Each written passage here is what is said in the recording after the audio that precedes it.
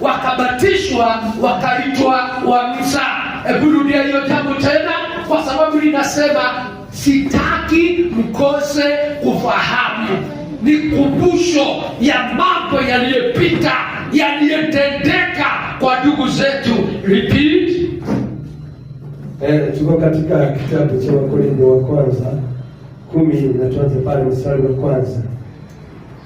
Kwa maana ndugu zangu, sipendi mkose kufahamu ya kuwa baba zetu walikuwa wote chini ya wingu. Wote wakapita kati ya bahari. Wote wakabatizwa wawe wa Musa katika wingu na katika bahari. Wote wakala chakula kile kile cha roho. Wote wakanywa kinywaji kile kile cha roho. Kwa maana waliunywea mwamba wa roho uliowafuata, na mwamba ule ulikuwa ni Kristo. Tunasikilizana? Walikunywa mwamba wasioujua, lakini mwamba ule ni Kristo.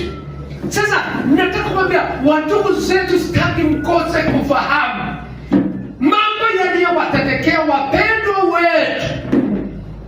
Na sasa tuko hapa, sisi tumejifundisha na wao, na sasa tunajifundisha na sisi wenyewe katika Kristo. Praise the Lord. Amen. Tuona asifiwe sana. Hebu endelea moyo.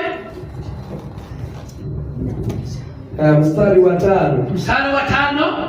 Lakini wengi sana katika wao Mungu hakupendezwa nao. Sikiliza, lakini wengi katika hao Mungu hakupendezwa na wao. Kwa nini? Endelea. Maana waliangamizwa jangwani. Maana waliangamizwa jangwani. Kwa sababu gani? Basi mambo hayo yaliyokuwa mifano kwetu, kusudi sisi tutiwe watu wa kutamani mabaya. Tusio watu wa kutamani mabaya. Kwamba hao watu waliokolewa katika maji, wakanywa maji ya miamba, lakini wengi wao Mungu hakupendezwa na wao, kwa sababu walipenda kutenda dhambi. Walifanya dhambi mazoea. Praise the Lord. Amen. Walichukua wokovu ni kama mambo ya mazoea. Kama wale nao walivyotamani. Mstari wa 7. Wala msiwe waabudu sanamu.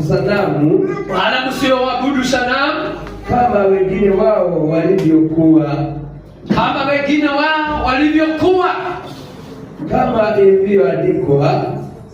Kama ilivyoandikwa, watu waliketi kula na kunywa, kisha wakasimama wacheze.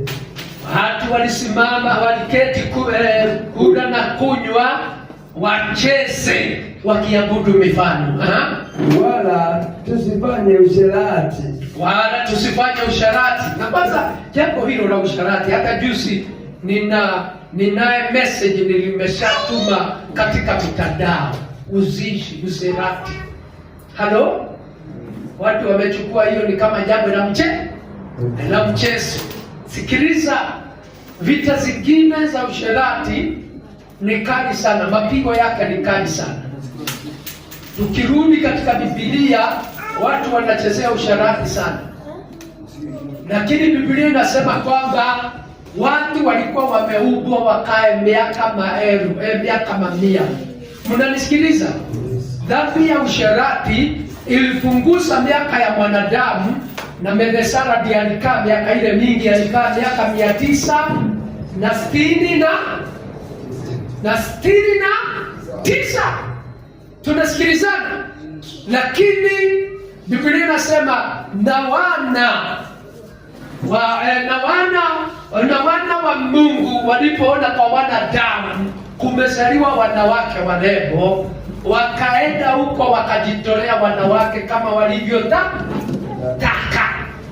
Mungu akasema sitashindana na mwanadamu, miaka yake itakuwa miaka 120. na 20. Can you imagine? Dhambi za usherati zilileta ile inaitwa take away. Hebu sema take away. Take away ni kutoa Take away ni kutoa. Dhambi za usherati zilileta take away. Zika take away miaka ya mwanadamu kutoka 969 mpaka 120. Dhambi za usherati. Kwa hivyo ukicheza na dhambi za usherati, kila Mungu anateremsha ni miaka. Kama ulikuwa uende 120, anaweka 50. Anaweka nini? 50. Na mlijionea magonjwa ya ukimwi. Magonjwa ya ukimwi si magonjwa, ni pigo la Mungu la kuteremsha nini? Miaka. Kwamba ukipita katika dhambi hii, kile unapunguza ni miaka, hautaki kuishi. Tunasikilizana? Yes. Tunasikilizana. Yes. Kwa hivyo wewe kama unapenda hiyo, endelea. Mungu hana hasara. Kama unatamani hiyo, wewe endelea. Hata Mungu hata kusuilia, atakwambia endelea. Mshahara wa dhambi ni nini? Ni mauti. Tunasikilizana?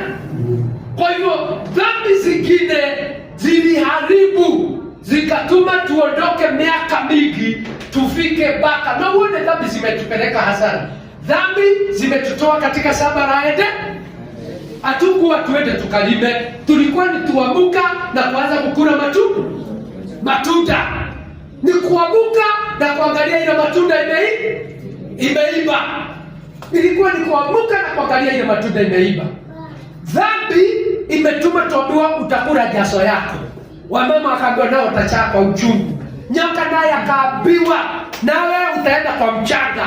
Na ukiona mwanamke huyu mliongea na yeye watoto wake uma katika kisigino, Mungu akaweka ghadhabu ya adui ya mwanadamu na akafukuzwa katika Eden. Ya kwanza tulifukuzwa katika Eden. Ya pili ilivuja rekodi, ilifuruga miaka. Na hata leo dhambi hizo zinafuruga miaka. Kwa hivyo kama unataka kuishi, fear God. Na Mungu akatazi kuoa, Mungu akatazi kuolewa, lakini kutembea katika njia za taratibu za Mungu. Na mjue kuna kuoa na kuna kushirati.